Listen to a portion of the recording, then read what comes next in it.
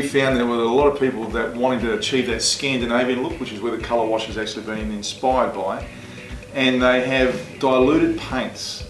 So they go and buy a white paint from their paint store, they add water to it, mix it up to sort of give it that washed, diluted effect, and what ends up happening is they paint it out, they then got to sand it to get the effect. And any of you that know that if you get a good quality paint, you add water to it, you actually really start to reduce the qualities of the paint. And that impacts how long the paint will last, its adhesion, and its final appearance. So our lab, we've got a couple clever guys in there. We developed the colour wash range where it's ready to use. There's no adding water, it gives you that effect, and the Scandinavian effect, which is becoming really, really popular in Australia at the moment, but we're seeing it globally, but particularly here. It's very popular for use over timber, brickwork, renders, where you get that appearance where you can still see the base behind it, but you get that nice effect. So you could describe it maybe like a bit of a stain, but really, really popular at the moment, and multiple of colours that we've brought to the market. We've got 8 in our range at this point in time. So I thought the best thing for us to start with, I'm not going to show you how traditional paint is diluted, let's show you the colour wash range and how it works. So we're going to start with our white, our wash white. And so we're going to bring this out, and even a left-handed hack like me, show how when I brush that out, you work it into the surface, and you'll see that unlike a real opaque, high opacity paint, you'll start to see when this dries through, and we'll let it just set on the side, as you work that into the surface, you get that grain effect that still comes through from the timber behind.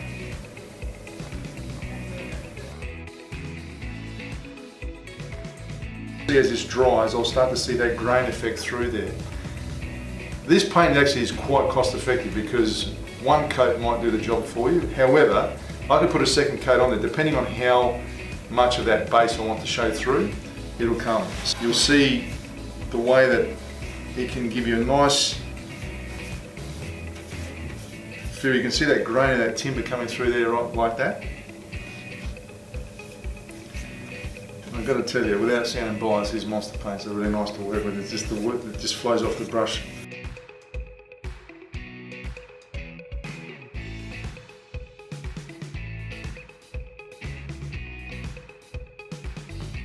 And I'm going to bring in our yellow. And actually, talking about Scandinavian looks, I was in IKEA the other week and there was quite a lot of the furnishings that they started to show that were this sort of colour.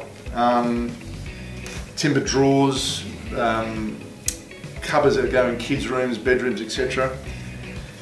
And this is a real common Swedish type look. When I see this colour, it's not a bright yellow, it's not like an alarming or safety yellow, it's a again, that pale yellow, but even great in a baby's room. But maybe the feminine side's coming out now a bit on this one. But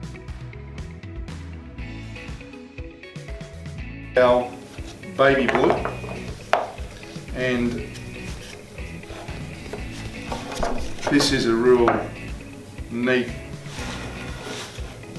blue, not too overpowering, but will still give you that effect that you're after. And again, a nice contrast against either brighter colours with it or other light colours next to it. I actually quite like pinks, and they can be very, very effective. But this can be described as a bit of a rose pink, very pale, but not dull, not dead.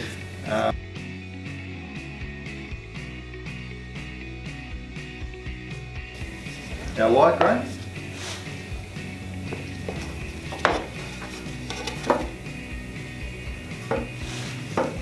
It's got a really fine, it might not show up on your screen, but it's got a really fine tinge of blue. And a lot of greys do have that blue effect at times.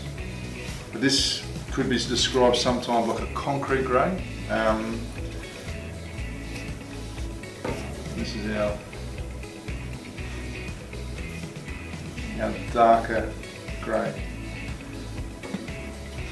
Not quite a charcoal grey, but probably more like was described often as a slate grey.